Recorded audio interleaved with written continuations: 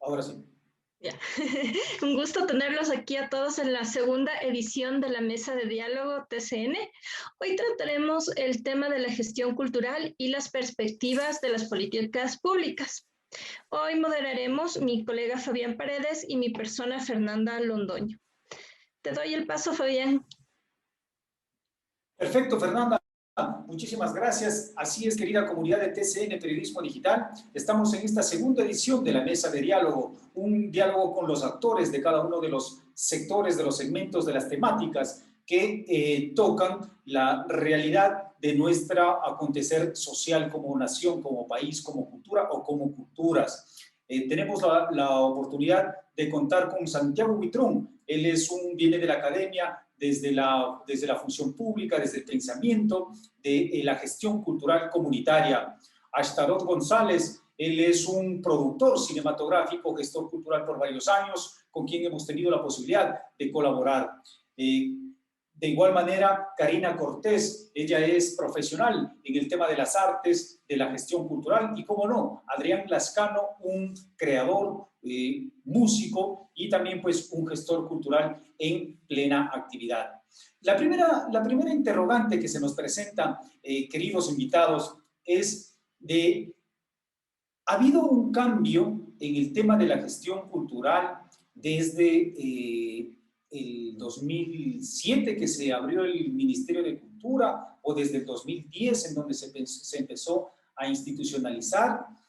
Y este cambio estuvo marcado, tenemos aquí dos líneas para provocar el debate y provocar la reacción de ustedes. Una, de que esta corriente, esta línea en donde estuvo más estatizado el tema de la gestión cultural, de los recursos, con una fuerte presencia del Estado central, de los gobiernos anteriores, hizo o limitó el proceso de creación y de incorporación de la industria de las artes, o a su vez esa línea fue la correcta y ahora estamos en un proceso de retroceso.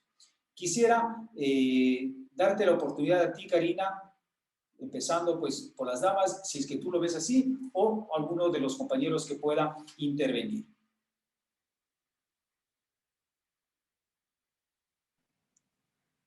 Bueno, mientras lo voy pensando un poco, ¿no? Porque es como, sí, bueno, hola, hola a todos también y gracias por la invitación a TCN. Bueno, también chévere compartir un poco las experiencias y un poco las visiones de cada uno para ahí poder conversar. Entonces, sí pienso que ha habido, lo que dices, ¿no? Que ha habido una marcada diferenciación en estos dos tiempos, ¿no es cierto? A partir de que aparece el Ministerio de Cultura, pero yo no veo tanto que se han instaurado las industrias culturales, porque no he visto tanta como una industria cultural. Esa fue, creo que la intención y ha sido la intención del ministerio, pero todavía no creo que hemos llegado a las industrias culturales. Y creo que también es por las formas en que los actores y gestores culturales se han organizado y también, digamos, no es lo mismo hablar en Quito que en otras provincias, ¿no? Entonces, no sé si hay en Ambato, cómo es, si es que podemos hablar de una industria cultural, esa es una pregunta, ¿no? Entonces, más bien, ese es, creo que ha sido el objetivo, lo cual no creo que se ha llegado, pero tampoco, no sé si hay un retroceso, lo que ha faltado. Lo que creo que sucede es que antes el Estado también ha estado como ayudando con un fomento de cultura, ¿no es cierto?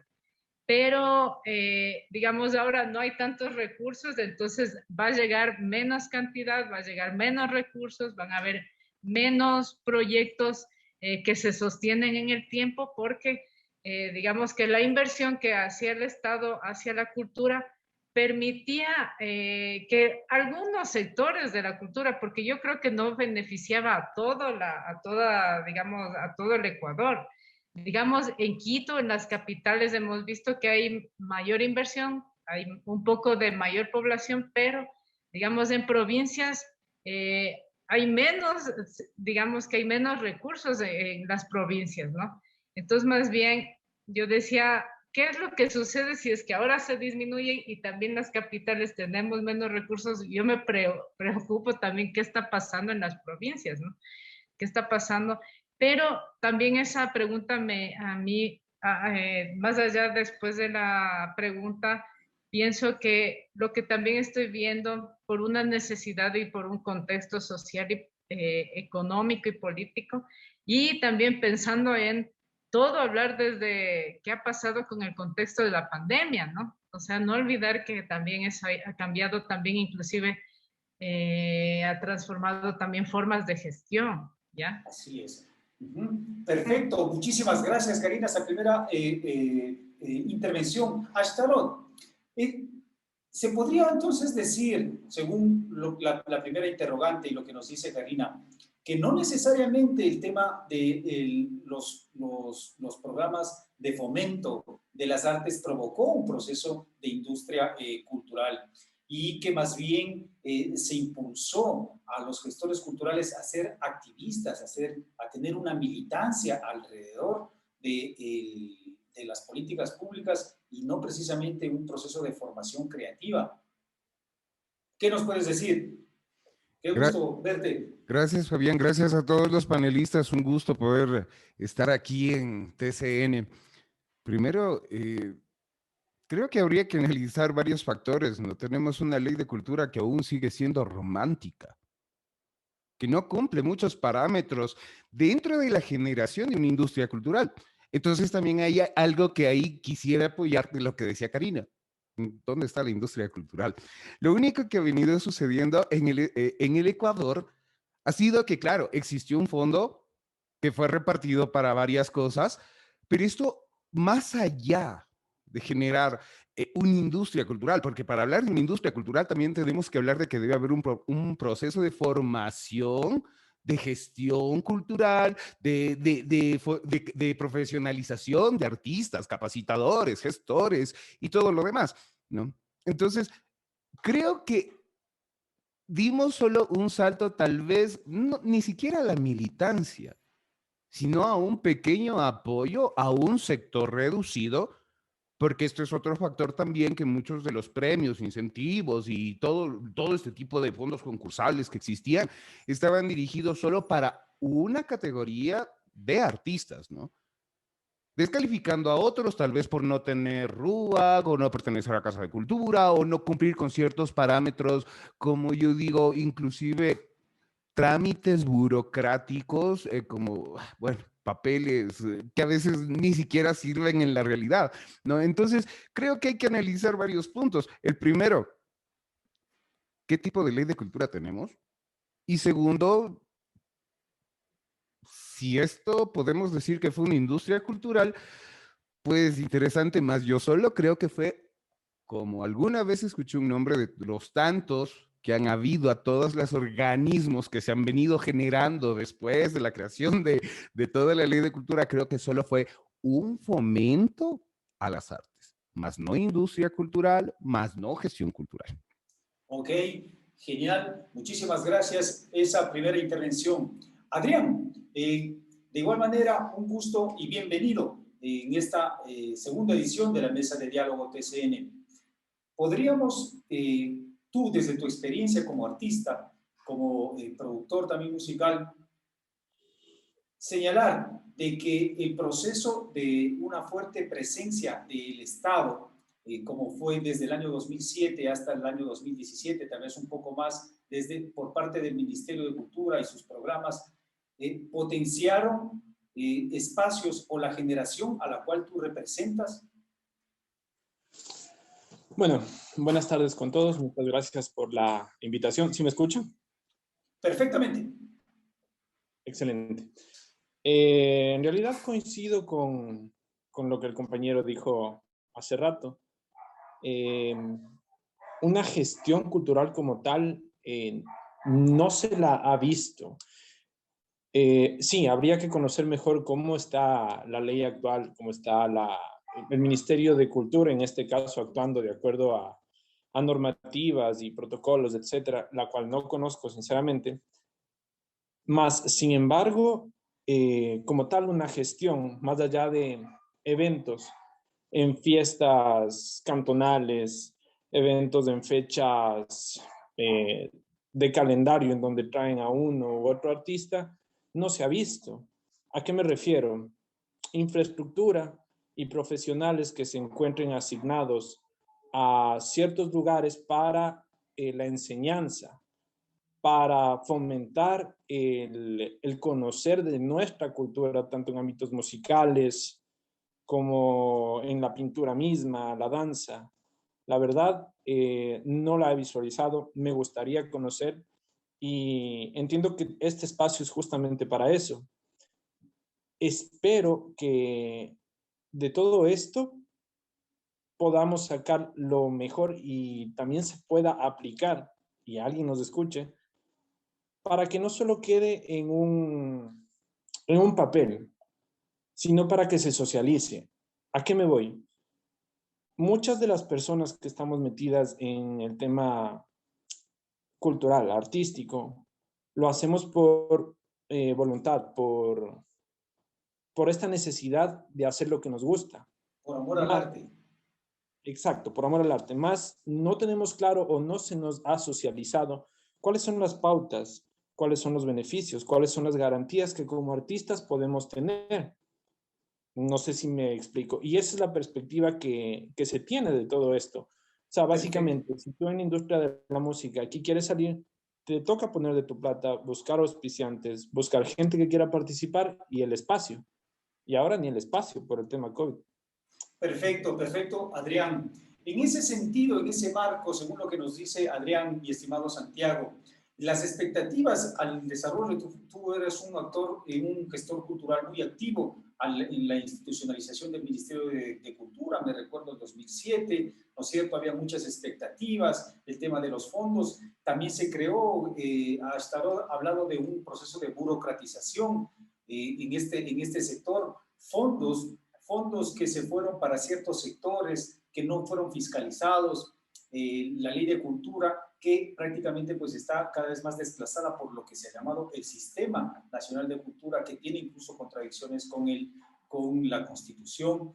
Se podría hablar de que este fue un tiempo que los gestores culturales no estuvimos a la altura de aprovecharlo, o fue utilizado políticamente desde el gobierno de entonces como un espacio de proselitismo. ¿Qué fue lo que pasó? Hubo muchos recursos y, como señalaba Adrián, pues no se ha venido aplicando, no se ve ese acercamiento siquiera a las industrias culturales. Desde tu experiencia, ¿qué nos puedes decir, Santiago Buitrón, por favor?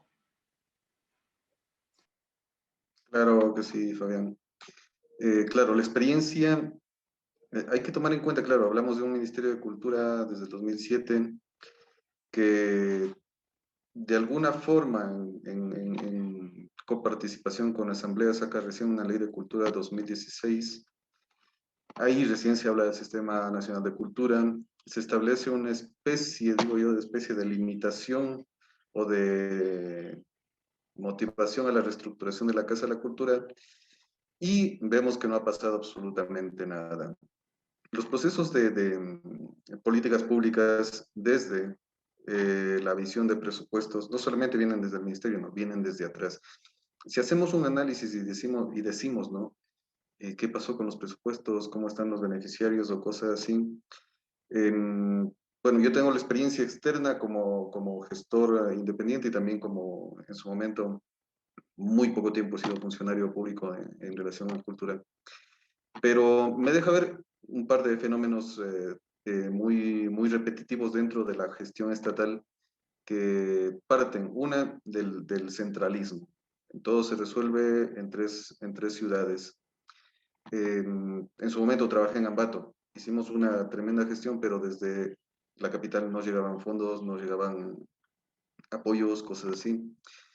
Eso una. Otra, que también hay procesos de desinformación que no permiten el acercamiento a esos fondos, a esos presupuestos, de tal forma que si hacemos una revisión, hay una reiteración en los beneficiarios. Y es tan permanente que en su momento uno piensa que es una institucionalización dirigida de esos presupuestos hacia ciertos beneficiarios o algunas organizaciones culturales. Muchos tenemos un referente de ese tipo, ¿no? De ahí que de alguna forma se ha querido descentralizar a través de la Casa de la Cultura, y soy muy crítico de eso. También he formado parte de un directorio de algún núcleo, y también es una pésima gestión, una pésima determinación de una autonomía falsa que ellos mantienen. Entonces, hay una ruptura dentro de la ley, porque la idea sería cumplir la ley.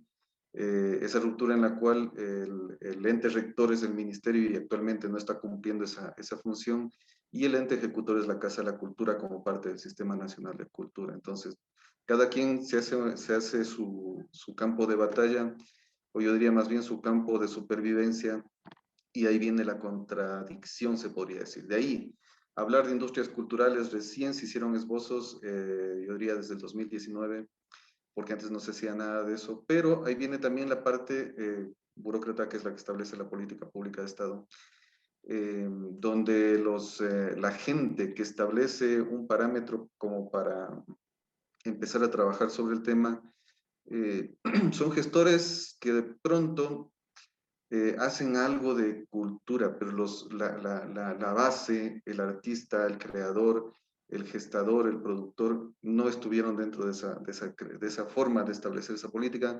Y te puedo poner un ejemplo, ¿no? El RUAC se hizo con 2, 3 funcionarios públicos del Ministerio Coordinador de Talento Humano en su momento, y hasta ahora es un sistema que nos pone trabas a todos los gestores culturales. Y así, ¿no? Y en función de las industrias creativas también, hay un par de economistas que más bien han estado sorteando espacios por algunos lados, dedicándose a un trabajo burocrático, de pronto asegurando su vida, pero no han estado ejerciendo una aplicación de servicio público en función de ese tema. De ahí que recién a partir de este gobierno se plantea ya no una línea de trabajo en cultura o de industria creativa, ¿no? Sino que se habla de economía naranja. Entonces, es un análisis que hay que hacerle reflexivo desde varias generaciones atrás, como para en este momento tratar de proyectarnos de una manera prospectiva y decir, a ver, queremos economía creativa, pero también tenemos que trabajar sobre educación, sobre normativas, sobre reconocimiento de cómo trabaja la política pública de Estado y cómo funciona la asignación de presupuestos. Así es, estamos en un punto de equilibrio, en un punto de bisagra, ¿no es cierto?, con lo que ha sido y hacia dónde vamos. El diagnóstico es bastante agudo, bastante profundo y deja pues algunos elementos de carácter negativos. Belén Lara, también bienvenida en esta tarde. Quisiéramos confirmar si es que nos escuchas, si es que podríamos verte, sería mucho mejor. Pasemos un poquito, demos un paso hacia adelante. Karina, ya en esta última fase, estos últimos 4 años a nivel gubernamental, hubo menos inversión, menos participación de carácter económica, y luego vino lo que tú señalabas, la pandemia. ¿Tú tienes alguna experiencia? ¿Algo nos podrías, nos podrías llamar a la reflexión respecto de los productos o la gestión artística que nos deja también como enseñanza, no solo las políticas públicas, sino este fenómeno de la pandemia? ¿Y qué perspectivas nos darán en ese sentido? Karina, por favor.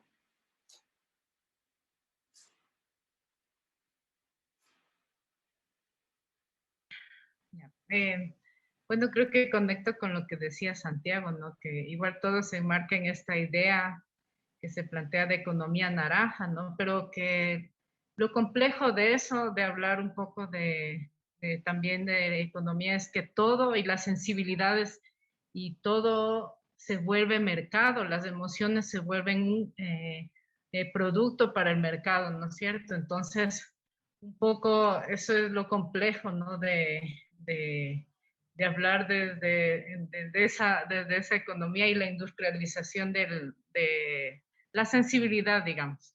Pero que también puede ayudar de alguna manera a, yo que sé, entre comillas, a mejorar un poco la condición de algunos artistas, porque todo está atravesado también por cuestiones de clase, ¿no? Entonces eso también hay que tener en cuenta, porque no muchos, digamos, pueden acceder, digamos, todos ya aprendimos a hacer los formularios, los proyectos y eso, entonces son los que regularmente van a ganar los concursos, ¿no es cierto?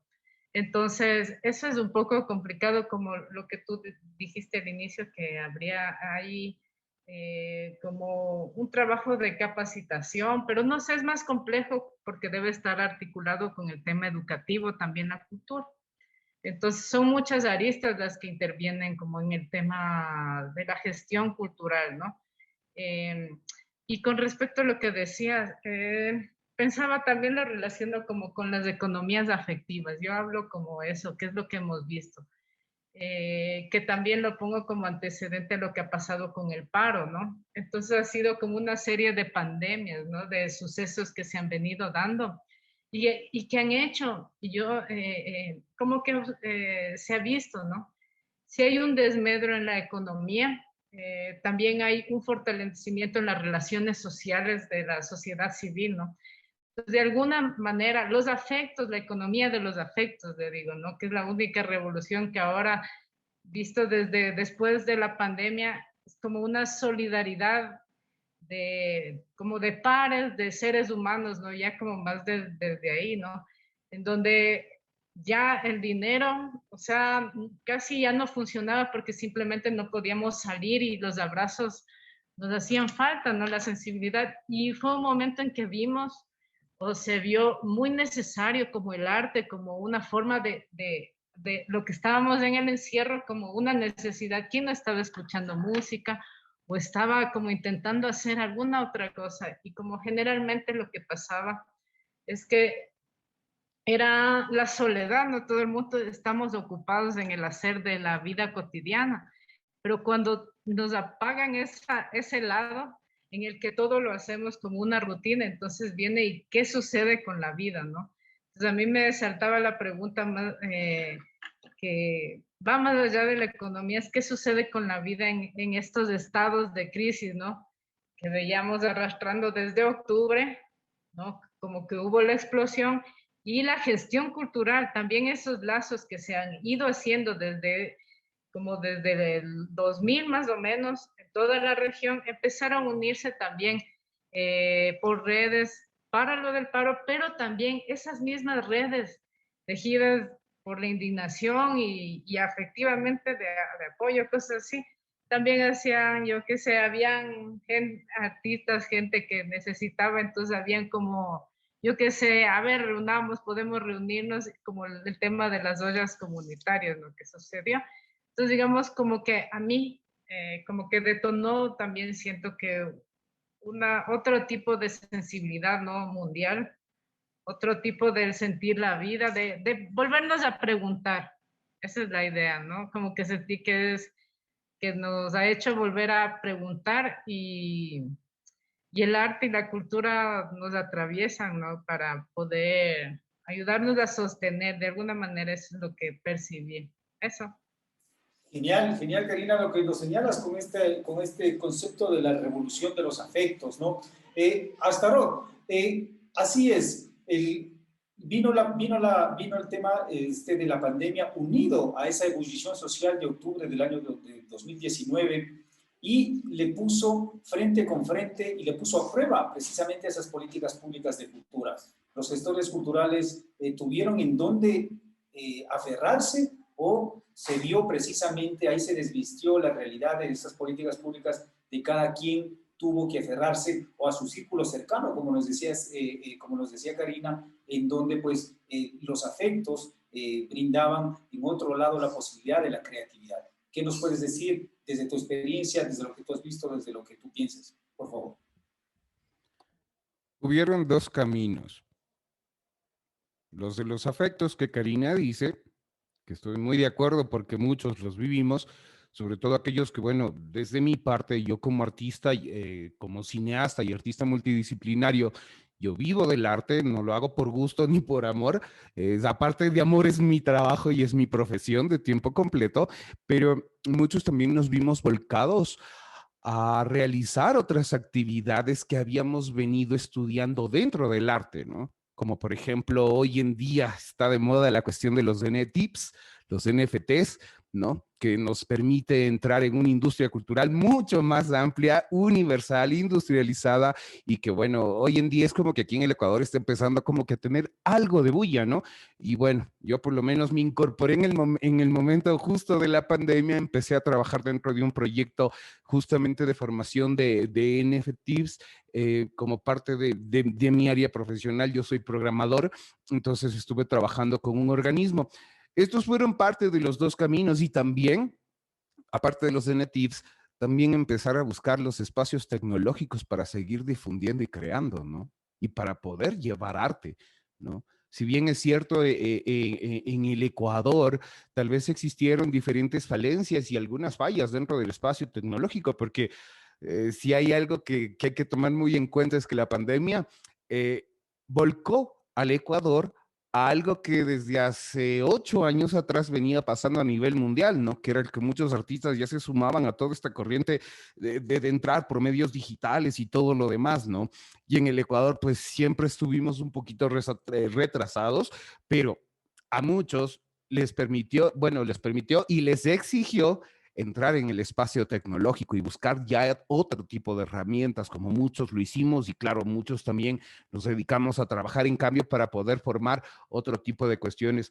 Creo que el paro, la pandemia, ha debilitado mucho el espacio del arte. Justamente hoy compartíamos con un grupo de artistas que nos volvíamos a ver desde hace como un año y un poco más atrás de que empezó esto y volver al espacio de producción, a grabar, a rodar, a estar nuevamente para nosotros fue una de las emociones más grandes, porque claro, muchos de nosotros no habíamos estado en espacios así desde hace mucho tiempo y hoy poder sentir esa energía de volver a estar en el camino, claro, nos impulsaba, pero entre muchos conversaban y decían, muchos tuvimos que aprender a usar medios y otros aprendimos a subsistir, ¿no? No ni siquiera trabajar, sino subsistir. Creo que hoy en día el Ecuador y los artistas, y eso es algo que yo siempre he dicho y creo que esto ha sido desde hace muchos años atrás, cuando estuve vinculado en la dirección de un organismo dedicado a la cultura, siempre dije, el artista debe empezar a ver con otra visión los medios y la tecnología para valerse de ellos y también convertirlos en aliados justamente para para forzarnos, su no forzarnos, objetivo, ¿no es sino poder cierto? lograr Así es. Perfecto, para llegar a muchísimas, su objetivo. muchísimas gracias. Adrián, en ese sentido, una vez que ya el momento de las políticas públicas en cultura, pues no tuvieron un arropaje, un apoyo real en estos temas, como la pandemia, por ejemplo, que era algo imprevisto. ¿Cuál fue el espíritu de la banda a la que tú perteneces, el espíritu del creador? Había la necesidad de tocar, de escribir, sobre qué temas y cuál fue la experiencia de ustedes en lo que decía Astarot en el tema de la incorporación de elementos tecnológicos también para la producción y para escuchar y hacerse escuchar. Ya, Fabián, verás, el tema es el siguiente y no creo que sea novedad para ninguno de los que estamos aquí. El hecho de que mucho antes de que todo esto pase, lo del paro, lo de la pandemia, cada uno tenía que verse los medios por los cuales difundir su música, buscar plataformas a través de las cuales sacar su arte a la luz. Ya, y eso hablando de nuestra parte. Al mismo tiempo, como les decían, no es solo música, es pintura, es danza, es cinematografía también.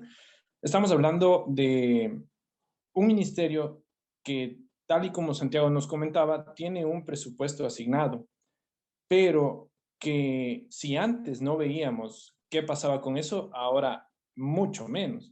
¿A qué me voy?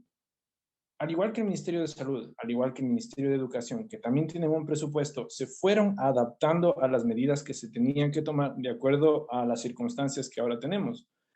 En el Ministerio de Salud, por ejemplo, el hecho de dar consultas virtuales, el hecho de tener separaciones para que cada uno de los pacientes vaya y se pueda atender.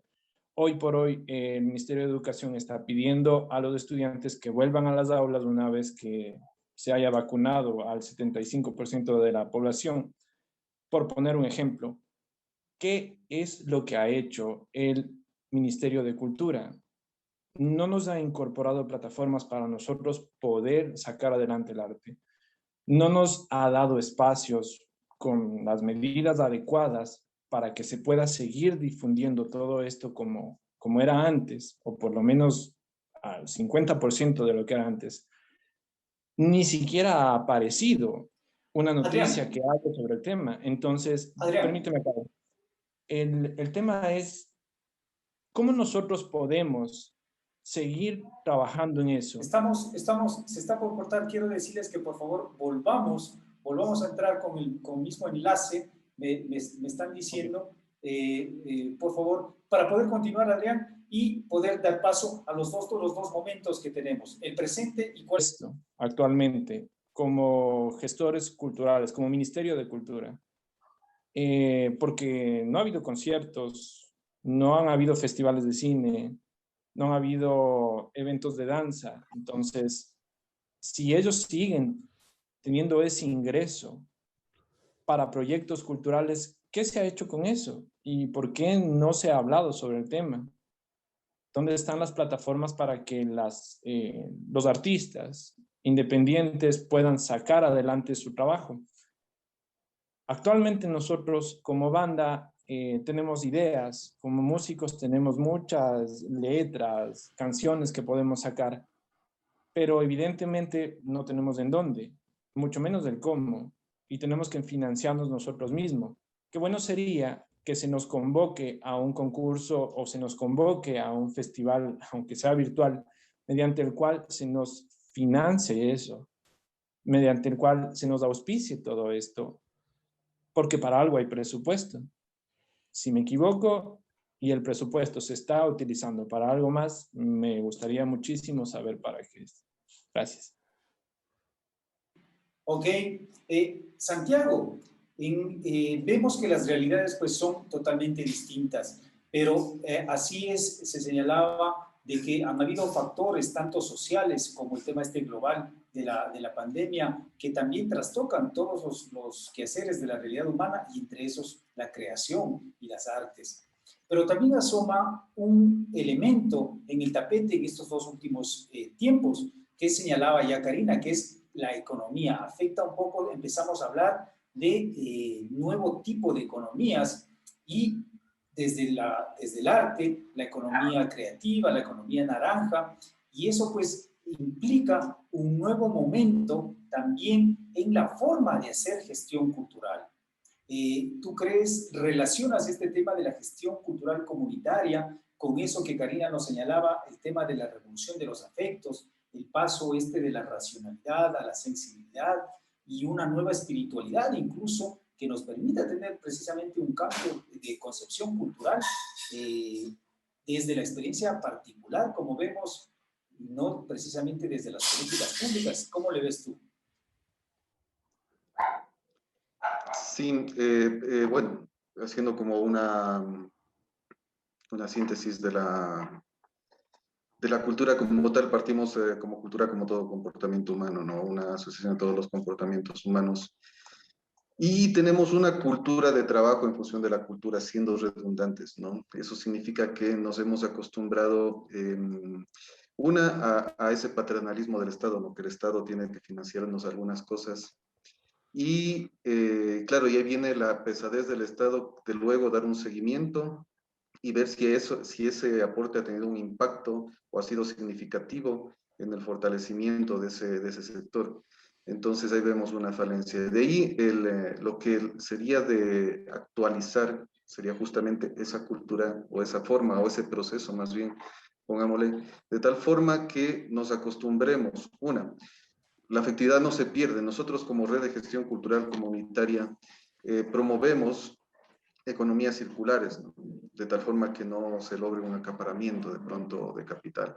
También se propone economía popular y solidaria, y eso puede estar tranquilamente manejado también desde procesos y productos y servicios culturales. Entonces, la idea es cambiar actualizarse ese chip en el cual, necesitamos capital para poder trabajar, para poder invertir, porque por lo general el artista, el creador, volviendo a estos eufemismos económicos, es un emprendedor. Entonces, de ley necesitamos nosotros algo de capital o algún socio que tenga algo de capital como para que nosotros podamos surgir, y mucho más en los compas de cine o en los compas de música, que de ley necesitan ese tipo de inyección económica. Y ahí viene la cuestión de también saber vender. Entonces, no es solamente la cuestión de generar lo que sabemos crear, sino que también debemos meternos en otras dinámicas que son importantes, reconocer mercados, reconocer públicos, no solamente esperar del Estado, porque incluso en la ley está mencionada, ¿no? Hay que crear el Sistema Nacional de Públicos, que estaba a cargo del IFAI, que el IFAI ya no existe. Entonces, no podemos esperar, tenemos que asociarnos, tenemos que capitalizarnos, tenemos que vender, y si queremos subsistir, ¿no? Y si nos ponemos a ver, hay grandes, bueno, no grandes, hay compas que tienen sus corporaciones, sus fundaciones, sus proyectos. Nosotros como red de alguna forma sobrevivimos porque nos hemos metido en esas dinámicas que no son nuevas, son dinámicas que funcionan y que nos permiten tener un acceso mucho mayor a flujos económicos. No necesariamente dinero, pero sí flujos económicos.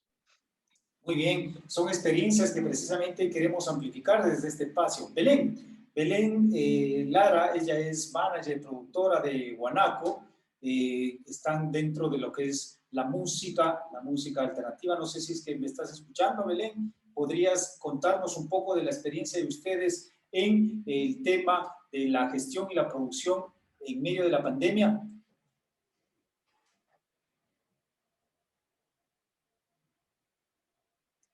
Hola, hola, hola.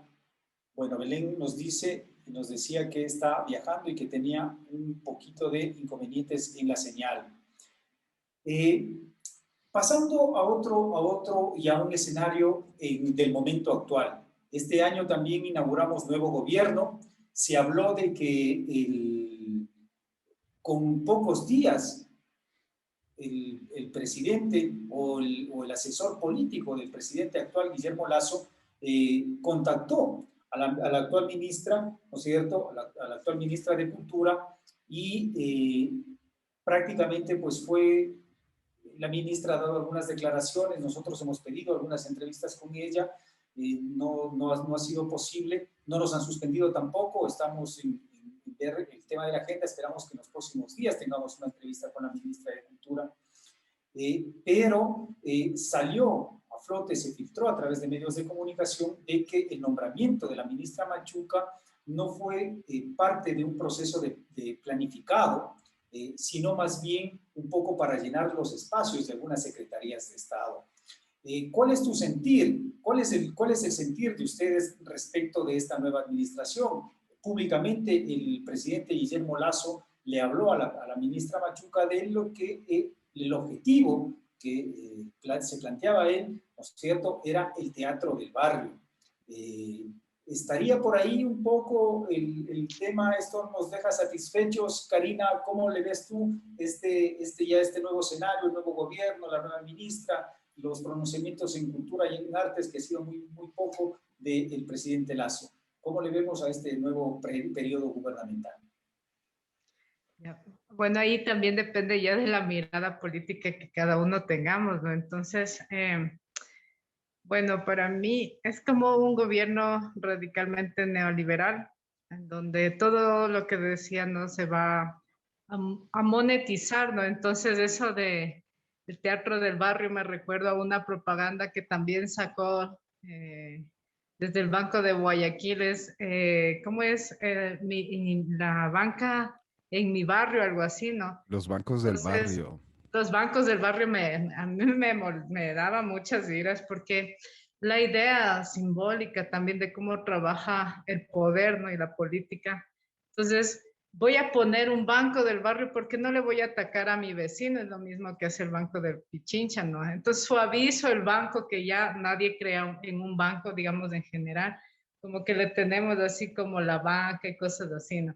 Entonces traigo y pongo esos nombres que, ¿no? Que simbólicos para suavizar esas cosas que nosotros, o sea, a uno le molesta, ¿no? Porque nunca el del vecino del barrio va a ganar con los impuestos y los servicios que está ganando un banco, ¿no es cierto? Sino que es simbólicamente como lo pone. Entonces, para mí también todo es un juego estratégico, ¿no? Entonces también por eso, digamos, que cuando aparece Correa, también aparece el Ministerio de Cultura, porque se entiende, ya ahí se empieza a ver que y en ese gobierno la cultura es muy importante, por eso, digamos, también en las campañas nazis, ¿no?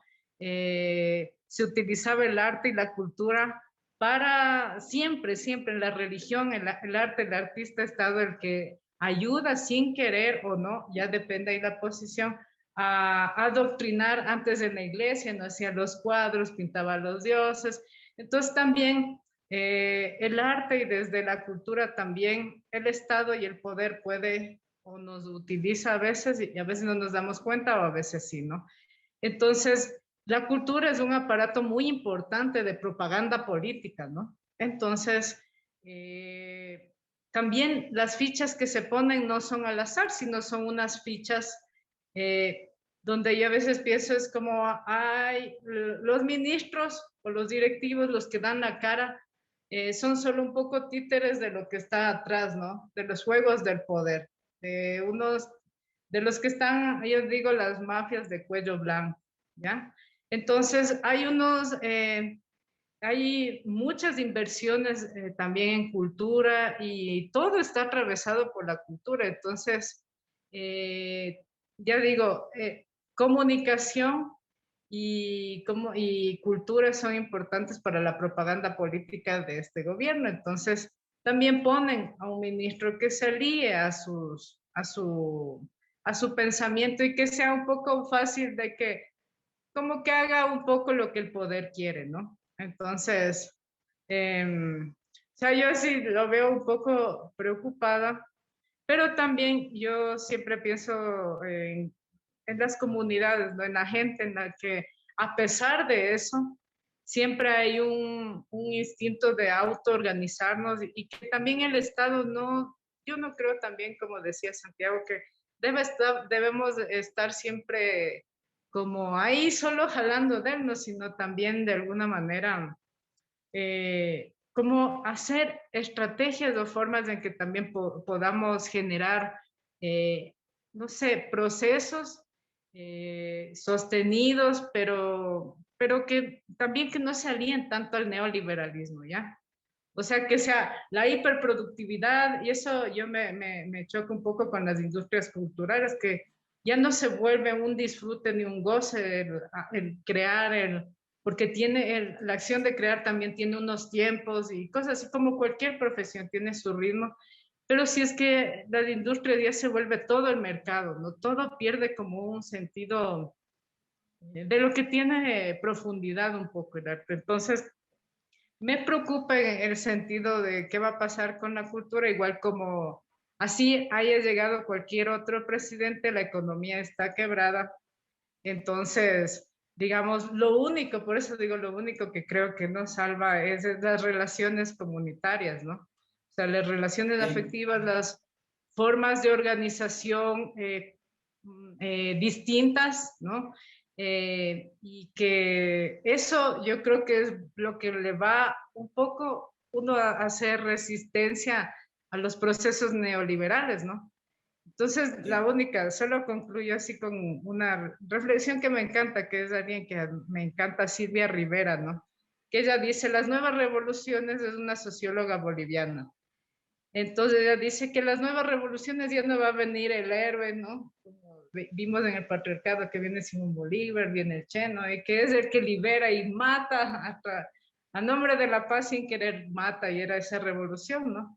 Pero lo que ella dice que de alguna manera en todos los territorios hay gente, hay personas que están generando pequeñas fisuras al sistema y que va a haber un momento en que estas fisuras se unan y puedan romper y podamos pensar en otra forma de entender la vida, ¿no? Es Ok, muchísimas gracias, Karina. Impecable. Astaroth, primero, esta nueva expectativa del gobierno actual. Precisamente no hay fondos, no se ha creado una expectativa de que haya recursos, ¿no es cierto? Ese paternalismo se rompe, pero también esa preocupación por las economías genera o generaría algunos espacios precisamente de producción, de generación laboral, que se entre un poco al mercado, partiendo incluso siendo un poco abogado del diablo respecto de lo que decía Karina, ¿no es cierto? Que este libre mercado provoque también ese estímulo de los productos artísticos, culturales de producción, y ya no se dependa mucho del Estado. Habría también ese proceso de ver algo positivo, tal vez dentro de esta nueva ministra, dentro de este nuevo gobierno. ¿Tú lo ves así o cuál es tu perspectiva? A diferencia de los panelistas, yo creo que el futuro del arte se viene y se viene fuerte. Cuando repensemos en la idea de dejar el paternalismo del Estado, porque muchas veces, y es algo que yo concuerdo con Santiago, hace un rato él decía que siempre esperamos de que el Estado esté ahí dándonos y a ver qué se consigue, ¿no? Yo creo que también hay que hacer un llamado al artista a decirle, y eso es algo que yo lo aprendí hace muchos años atrás, después de haber trabajado en una industria bien fuerte dentro del área cultural, fuera del país, aprendí que el artista no solo debe ser artista, debe ser también empresario. Y también debe capacitarse como empresario, porque de alguna u otra forma vivimos en otra sociedad, en otros tiempos. El mecenazgo ya es algo que, a criterio personal, yo no he participado nunca de un proceso. Ah, no, sí. 2 veces participé de un proceso de fondos culturales del Estado, del que tampoco nunca pasó nada, ¿no? Por X, Y, Z, igual, hoy en día tampoco es algo que me importe mucho en realidad, pero sí creo que el artista debe repensarse. El artista debe repensarse y debe verse ya como un empresario y también buscar alianzas estratégicas. Nosotros en el cine sabemos, por ejemplo, que a veces el director y la actriz no pueden hacer el papel de empresarios, pero tenemos un productor ejecutivo y buscamos un productor ejecutivo que ya maneje un poco la cuestión, inclusive como yo digo, el de poder pararse hasta exponer y cosas así para lograr llegar a donde está la industria, ¿no? Dos, creo que también que es momento de que los artistas empiecen a ver desde otra perspectiva el hecho mismo de sus carreras. Yo he sido una de las personas que más ha criticado a las personas que deciden hacer arte solo simplemente por el mero gusto y ver si es que algo les llega del Estado, ¿no? Yo creo que es el momento de repensarse y ver en realidad que el arte es una industria bien fuerte y que así como hay espacios de economía comunitaria, de economías pequeñas donde se puede generar, hoy en día hay una fuerza muy fuerte dentro de las finanzas descentralizadas, que es algo que yo vengo invitando desde hace como más de 3 años a los artistas que revisen, que se pongan al tanto. Aparte de eso, pues, un país que viene aguantando un quiebre económico de más de, no un año ni dos. Yo creo que al gobierno actual, que se viene, al señor Lazo, yo le deseo mucha suerte, en realidad mucha suerte. Coge un país que necesita ser cosido nuevamente, porque está fracturado, polarizado y aparte de eso, quebrado económicamente. Creo que a Lazo se le viene algo fuertísimo y que para la cultura hay huecos, hay muchos huecos. Para ello, yo creo, y les invito a todos, veamos lo que ha pasado con, por ejemplo, los procesos de cine guerrilla en el Ecuador. Fernando Cedeño, un gran amigo cineasta, en algún momento fue premiado inclusive por vender más de 5 millones de copias en el mercado pirata por la academia. por la pequeña academia de cine que existe en el Ecuador. Procesos que existen.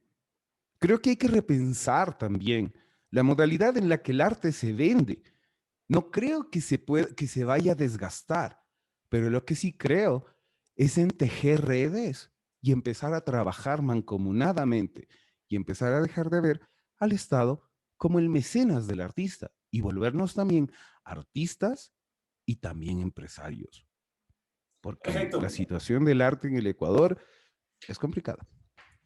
perfecto. Hasta ahora también, pues, de manera impecable. Adrián, ¿cuál es la perspectiva tuya o las esperanzas o las desesperanzas del gobierno de Guillermo Lasso en el ámbito de la cultura?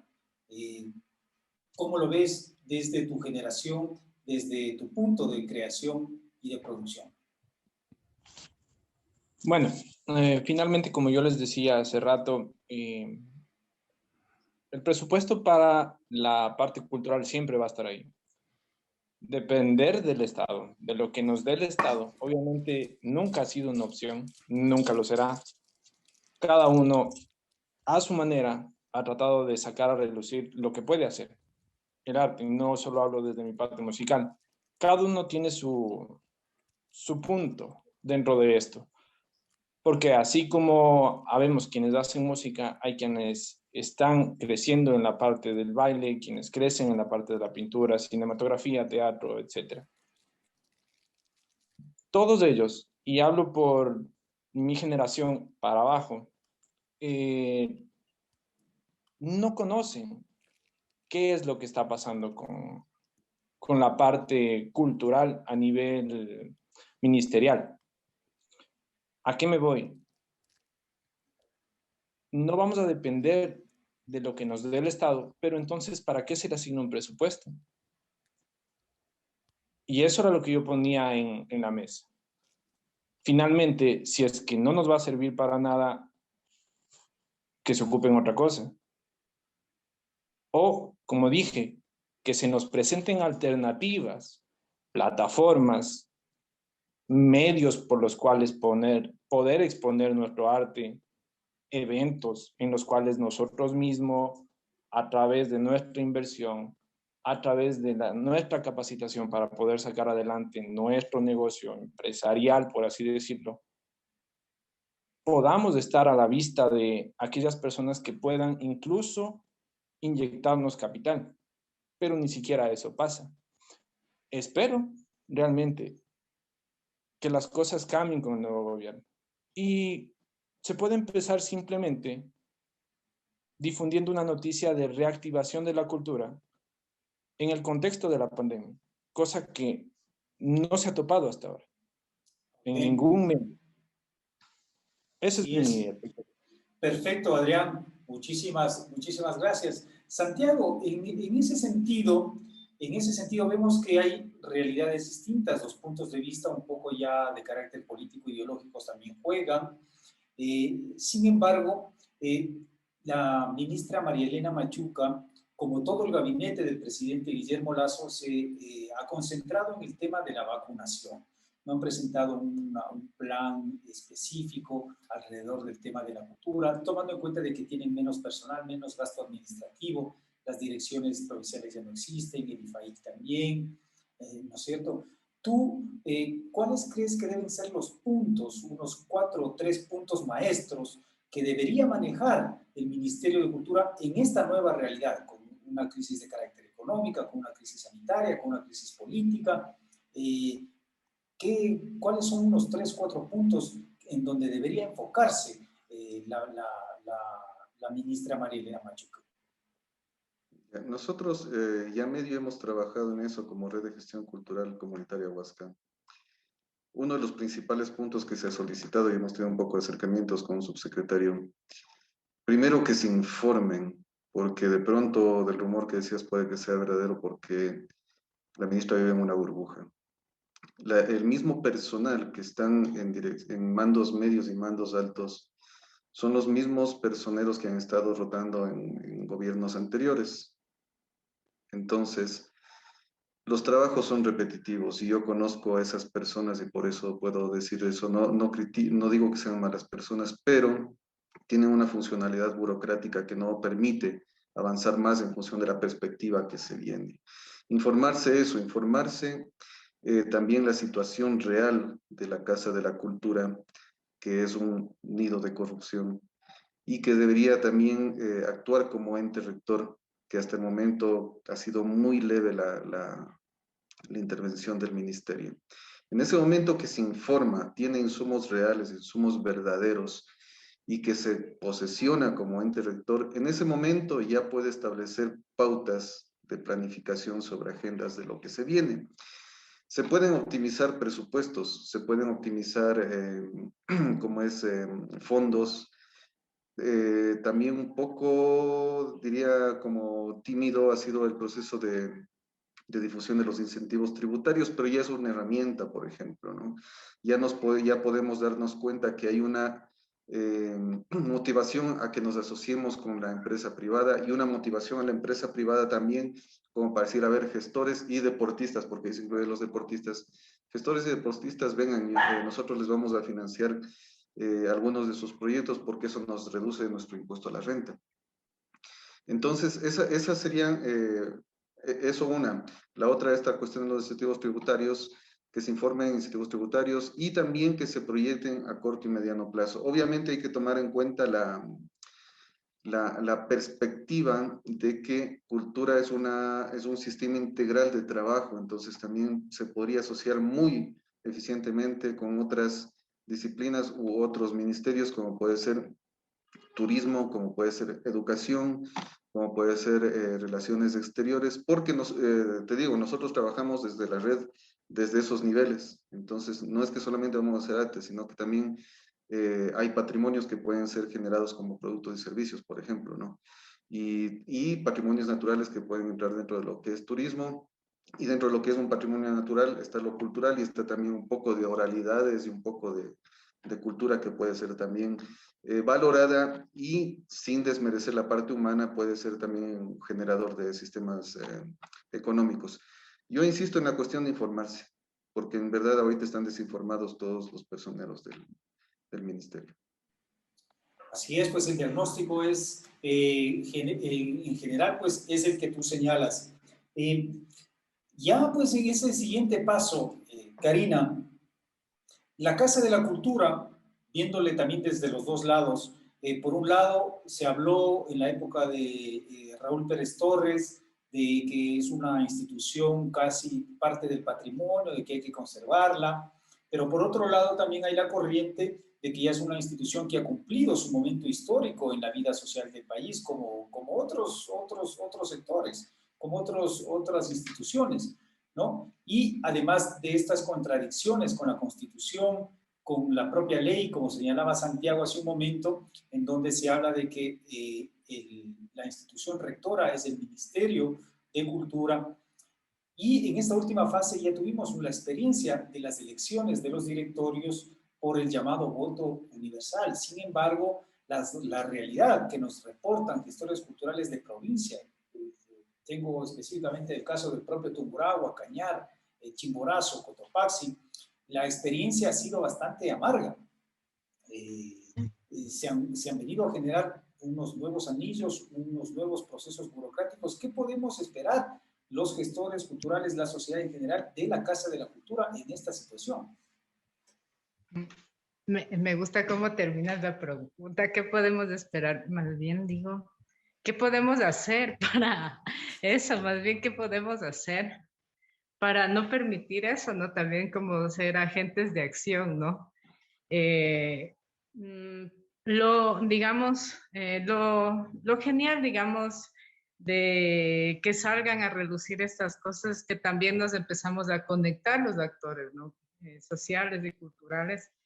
Entonces, digamos, también eso permite que se empiezan a generar ciertos fenómenos, ¿no? De relaciones sociales para no permitir que sucedan ese tipo de cosas, pero todavía no hay una incidencia, ¿no? Tan fuerte porque no nos unimos en general, ¿no? pero también, digamos, creo que la Casa de la Cultura no es que ya ha cumplido su función, el modelo de gestión ya es caduco, ¿no? Porque ese espacio, o sea, si nos imaginamos esos espacios, pero como detonadores o nodos culturales, entonces, que, que tengan recursos del Estado, entonces pueden permitir generar un montón de actividad social y cultural en cada núcleo. Entonces, lo que también creo es que hay, como decía, no todo es una jugada política, estratégica, entonces también ahí dentro de eso hay las mafias, los que, como decía Santiago, uno ya también conoce ciertas personas y ya un poco ve cómo se empiezan a tejer los hilos.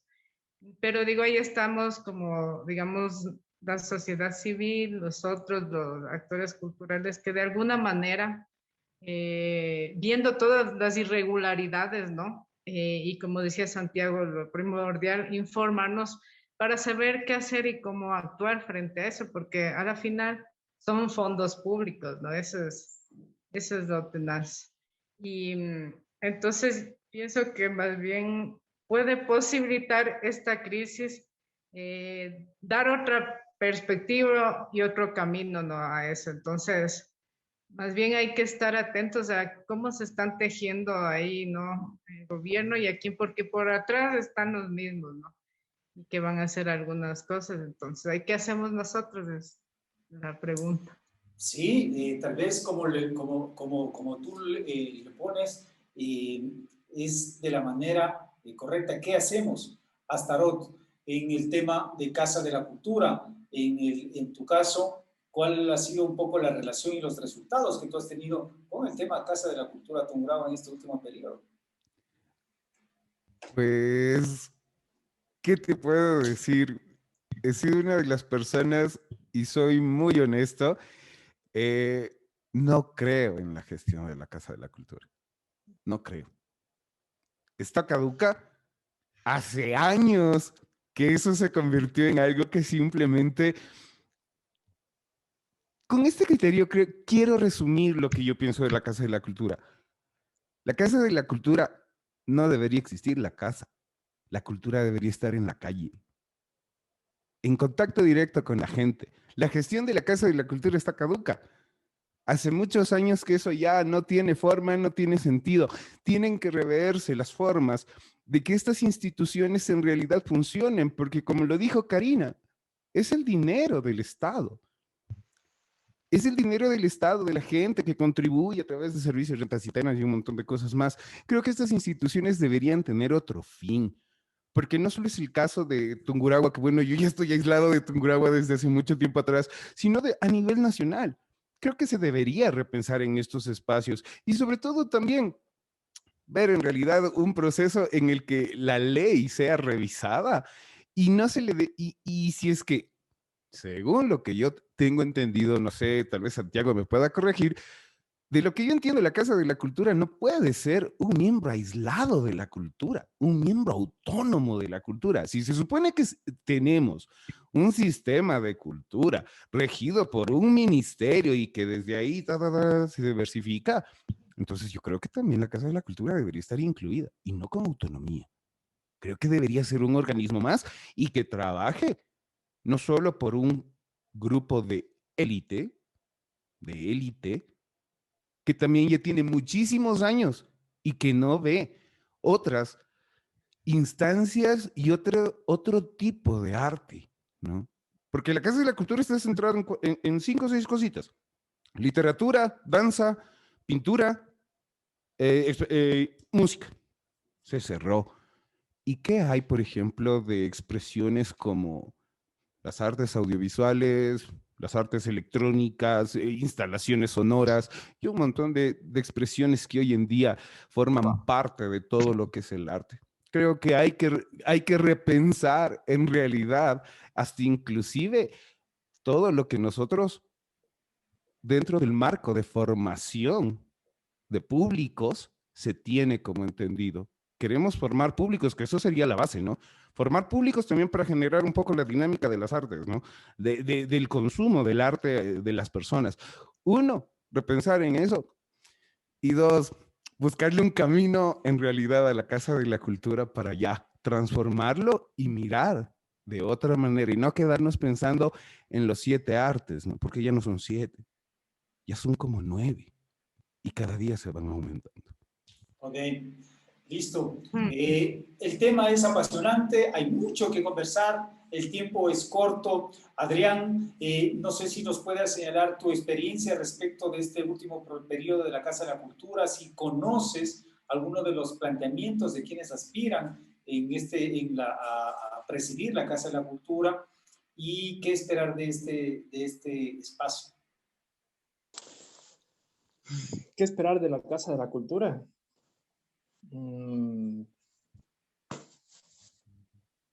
¿Qué les puedo decir? Vamos a hablar, voy a hablar por la Casa de la Cultura de Ambato, aunque yo tampoco ya no estoy ahí, ¿no? Hace tiempo que salí de ahí, pero finalmente termina siendo un lugar el cual no está supervisado por nadie, el cual se maneja por 2 o 3 personas que pusieron a cargo y ellos ven cómo justificar el gasto del presupuesto que les hayan asignado. Al punto de que, y no sé si los conocen aquí las personas, ¿no? La persona que cuida la Casa de la Cultura se le paga tranquilamente con una botella de lo que ese rato tengas y tranquilamente te puedes hacer una fiesta toda la madrugada, irte llevando micrófonos, parlantes, etcétera. Termina siendo una de estas casas comunales en donde hacían las peñas, algo así. No se puede esperar nada de la Casa de la Cultura. Pienso yo y coincido con los demás en que esto lo debería manejar el ministerio como tal y entrelazarse tanto con el Ministerio de Educación, con el Ministerio de Turismo, como lo dijo Santiago, para poder fomentar todo tipo de arte. Y no solo de aquellas personas que ya tengan el arte como un negocio, el arte como una forma de vida, sino hablemos también de los más pequeños, aquellos que apenas están creciendo y que quieren conocer todo esto. Entonces, mi expectativa de la Casa de la Cultura es que se transforme, no en una, en varias, y no casa, sino espacios de cultura. Ok, listo, Adrián. En honor al tiempo, vamos cerrando. Santiago, la Casa de la Cultura, un anillo burocrático, un anillo, una parte del pastel también que no llega pues a resolver este deseo de acceso y de producción, o tiene esperanza. ¿Cómo le ves tú? Como tal, debería reestructurarse. Y es importante, ahorita estamos en proceso de elecciones, las elecciones son en agosto. Lo que yo siempre les insisto, yo alguna vez fui parte de un directorio y claro, llegaba la gente a montones y en su momento era gente traída a discreción como para verificar que hay gente. Y era gente que no tenía idea de lo que estaba haciendo, pero así funcionan algunos directorios, ¿no? Entonces yo me paré a la gente y les dije, oigan, ¿alguien sabe la ley de cultura? Nadie sabía. ¿Alguien sabe el reglamento de funcionamiento de directorios? No sabían. ¿Alguien sabe el reglamento de funcionamiento de núcleos?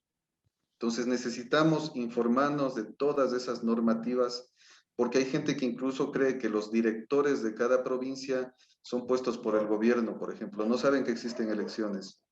Piensan que en las provincias están presidentes y no son presidentes, son directores. Hay un solo presidente. Entonces, ahorita estamos en un momento de transición muy importante que la gente debería informarse e interesarse como para que haya un cambio. Hablo más o menos, generalizo, pero un 80% necesita un corte de cabeza, pero totalmente profundo. De pronto un 20%, unos 2 o 3 directorios son aceptables, pero el resto hay que cambiarlo totalmente.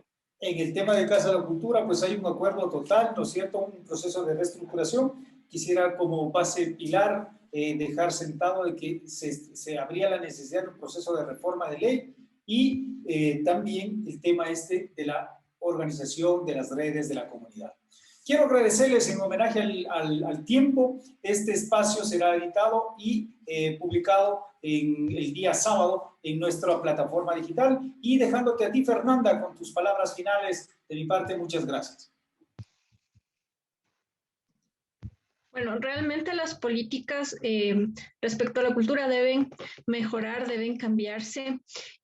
Antes de la pandemia, los artistas tenían que realizar autogestión y muchas veces no recuperaban la inversión. En la pandemia se les ofreció darles una ayuda económica y mucha gente